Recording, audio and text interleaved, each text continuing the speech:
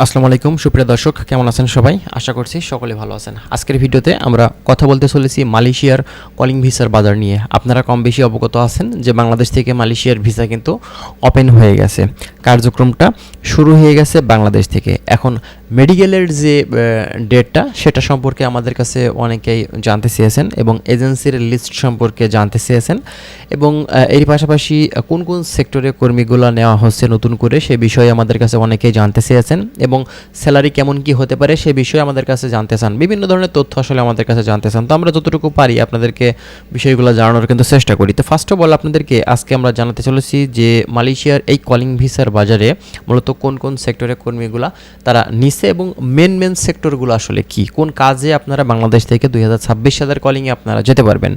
দেখেন, আপনারা জানেন বিল্ডিং কনস্ট্রাকশন এটা কিন্তু মালয়েশিয়ার মানে প্রথম কাজ, মেন যে সেক্টর সেটাই কিন্তু বিল্ডিং কনস্ট্রাকশন সেক্টর। এখানে আপনারা mason, tiles mason, still fixer, carpenter, shuttering carpenter, painter, welder, electrician এছাড়াও বিভিন্ন কাজের সুযোগ কিন্তু এই মালয়েশিয়াতে কিন্তু আছে। এর পাশাপাশি দ্বিতীয় যে সেক্টর সেটা হচ্ছে এগ্রিকালচার সেক্টর। আপনারা যদি কৃষিকাজে দক্ষ হয়ে থাকেন সেক্ষেত্রে আপনারা কিন্তু কৃষি কাজ করতে পারবেন এই কৃষি ভিসাতে গিয়ে, ঠিক আছে। আপনি সেখানে গিয়ে দেখা যাচ্ছে যে কৃষি সেক্টরে বিভিন্ন ধরনের ক্ষেত খামারে বিভিন্ন রকম কাজ আছে, সেখানে কিন্তু আপনি করতে পারবেন। এছাড়াও বিভিন্ন টাইপের ফ্যাক্টরি আছে, তো ফ্যাক্টরি টাইপের যে কাজগুলো থেকে থাকে, হ্যাঁ, বিভিন্ন টাইপের ইলেকট্রিক্যাল সামগ্রী ফ্যাক্টরি, গ্লোভস ফ্যাক্টরি, হ্যাঁ, বিভিন্ন ধরনের আসলে ফ্যাক্টরি কিন্তু হয়ে থাকে। তো এখানে কিন্তু বিভিন্ন ধরনের কাজের কিন্তু সুযোগ আছে। এছাড়া আপনার হচ্ছে ফার্নিচার বিভিন্ন ধরনের ফ্যাক্টরি আছে, সেখানেও কিন্তু আপনি একজন দক্ষ কর্মী হিসেবে বা একজন সাধারণ লেবার কর্মী হিসেবে সেখানে কিন্তু আপনি কাজ করতে পারবেন, কোনো সমস্যা নেই, ঠিক আছে।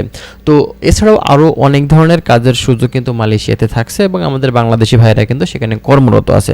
এখন কথা হচ্ছে এইসব কাজগুলোতে একজন কর্মী যখন নতুন যাবে তখন সর্বনিম্ন আসলে বেতন কেমন হতে পারে। দেখেন, বেতনের যে ব্যাপারটা এটা কিন্তু আপনার মালয়েশিয়ান গভর্নমেন্ট ধার্য করে দিয়েছে। একদম সর্বনিম্ন যে স্যালারিটা সেটা হচ্ছে 1700 রিঙ্গিত। এই 1700 রিঙ্গিতের নিচে কোনো কোম্পানি আপনাকে স্যালারি দিতে পারবে না, যেটা ভালো একটা অ্যামাউন্ট, আপনার প্রায় 45 থেকে 50,000 টাকার ভেতরে। বুঝতেই পারছেন যে নতুন অবস্থাতে আপনি সেখানে গিয়েই যখন 50,000 টাকা আপনি একজন মানে বেসিক স্যালারি সেখান থেকে আপনি ইনকাম করবেন, তার মানে বুঝতেই পারছেন সেখানে আপনি ওভার ডিউটি যদি পেয়ে থাকেন সেক্ষেত্রে কিন্তু আপনার স্যালারিটা কিন্তু প্রায় দেখা যাবে যে 60 থেকে 70,000 প্লাস কিন্তু হয়ে যাবে, ঠিক আছে।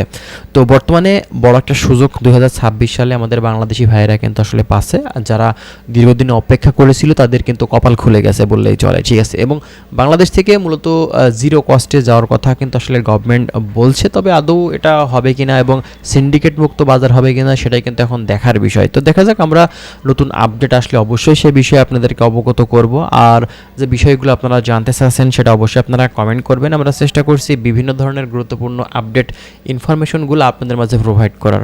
তো যাই বন্ধুরা, ভালো থাকবেন, আশা করছি বিষয়গুলো বুঝতে পারছেন। যদি আরও বিস্তারিত তথ্য আপনারা জানতে চান অবশ্যই আমাদের চ্যানেলের সঙ্গেই থাকবেন। ভালো থাকবেন, আল্লাহ হাফেজ।